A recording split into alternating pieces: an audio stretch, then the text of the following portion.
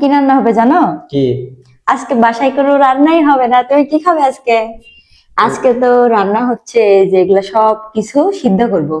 সিদ্ধ করে মরিচ ভর্তা দিয়ে খাবো চাইনাদের মতো। তুমি খাইতে পারবে? পারবো না করে? আন্দাজি খালি নষ্ট করে বাজার করে। তুমি দেখো নি আমি শুধু নষ্ট করে কি বলছি। হুম। আজকে কি নিছি দেখো। এই যে কাঁচা মরিচ ঝাল ওই গুলা দিয়ে মানে বাটটা এটা কি বাটা ভরা ভরা খাবে? আমু যাও ওখানে যাও। এই যে পালং শাক নিছি, লাল শাক নিছি, তারপরে সিম নিছি, বেগুন নিছি, শসা নিছি, টমেটো নিছি, আর এগুলো সবকিছু বাটবো সেই জন্য নিছি যে। আচ্ছা বুঝছো? এগুলো এখন আচ্ছা, যদি ভালো লাগে ঠিক আছে, তাহলে হুম। প্রত্যেকদিন আমার কিন্তু এগুলোই করে দেওয়া লাগবে। আচ্ছা সমস্যা নাই, এটা স্বাস্থ্যের পক্ষে ভালো। মশলা ছাড়া খাওয়াটা কিন্তু বেটার। হ্যাঁ।